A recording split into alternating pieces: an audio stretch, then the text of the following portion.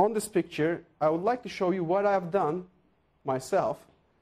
This is ridiculous, of course. The hexagons doesn't look the same, as you see, because there's no way I can do that without any tool. And moreover, with no tool, there's no way that I can estimate exactly at which point I will join them at the center. There's no way.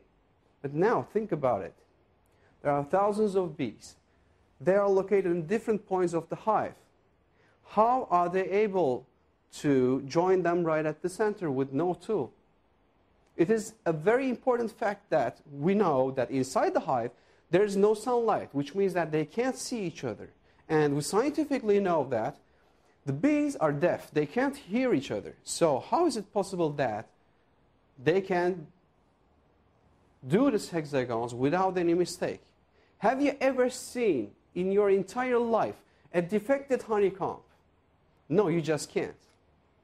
There's no way. But think about, let's say, factories, high technological factories, like a car factory, for instance, BMW or Mercedes. It's a statistical fact that all the factories, their managers, they announce a statistic. They say that every 1,000 car, out of 1,000 car, 1 or 2 or 3 are defected. So the most technological factories are doing mistakes. However, for thousands and millions of years, the bees, they don't do any mistake. It is very interesting. So I would like to show you an important picture. This is very interesting. This is a fossil rock. I found it in Anatolia. And this picture shows a fossil. This is a hive, a fossil of a hive. And if you zoom in inside the hive, you're going to see the hexagons. And this fossil rock is estimated to be aged like more than 65 million years old. This is very interesting. If you remember from the first, my colleague, during his lecture, he showed the scientific evidences for the invalidity of the theory of evolution. And this is, again, another evidence that shows that there hasn't been any change for millions of years. Where is the change? Where is the evolution? There's no evolution in this fossil.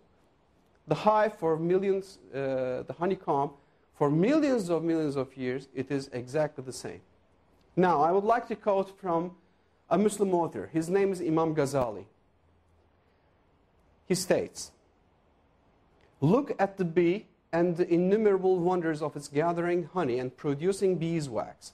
We should like to make you aware of the geometry of its hive. It is built on a figure of a hexagon. If it should circular hives, there would remain outside the hives an empty space, since circles do not pack contagiously. Likewise are all other shapes. As to squares, though they do pack contagiously, but the shape of the bee is inclined to roundness, and so inside the hive there would remain empty corners. Consider then how Allah has guided the bee to the characteristic of this figure." Now, it is very interesting. Imam Ghazali is a Muslim thinker, he's a Muslim scholar who lived some 10 centuries ago. 10 centuries, 1,000 years. Which means Imam Ghazali, as you see in his sentences, he just sat down and he pondered. He just wanted to see the perfect creation of Allah. And I would like to state that science is a perfect tool. However, we don't need any science to understand and see the perfect creation of Allah. Just, pure observation is quite enough to see the perfect creation of Allah. I would like to show you an interesting slide. Look at this. So this is a design, of course. This is a snowflake. It is obvious. But look at the perfect art, the perfect design.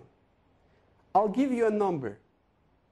In 1 meter cube of snow, there are estimated to be more than 350 millions of snowflakes inside 1 meter cube of snow.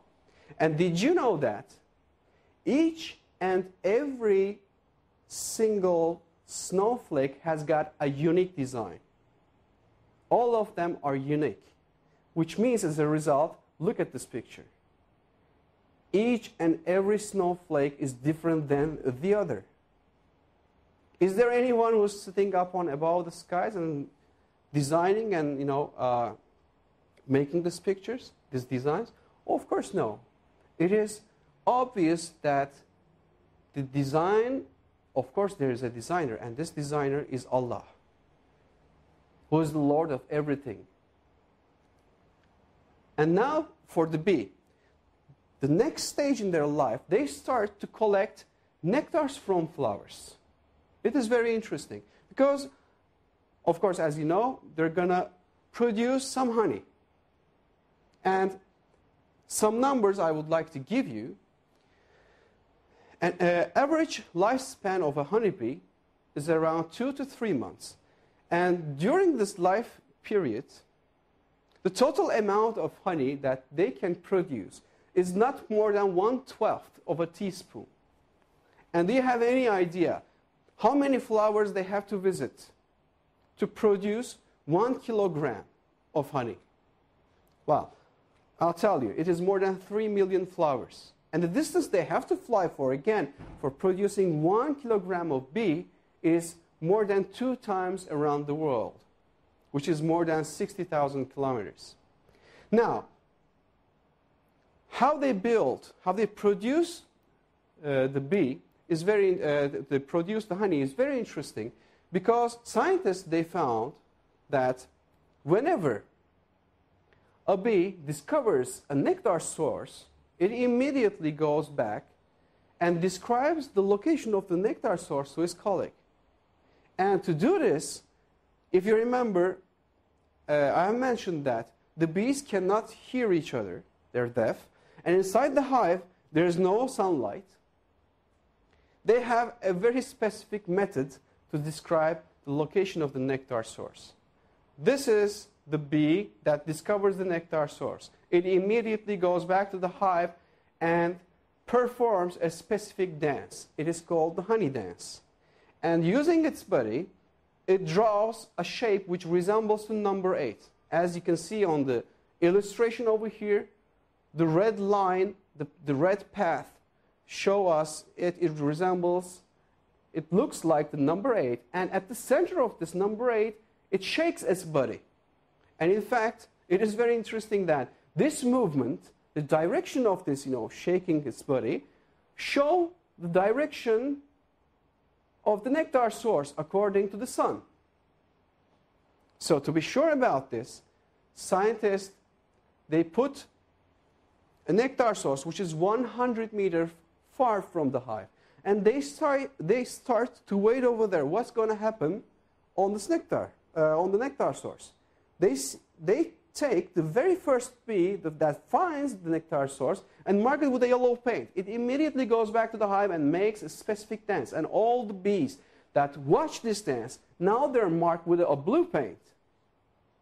And when the scientists go back to the nectar source and check what's happening there, amazingly they discover that only blue-marked bees are discovering the nectar source, which means that blue-marked bees are the ones who watch this specific dance, which scientifically prove the existence of such dance.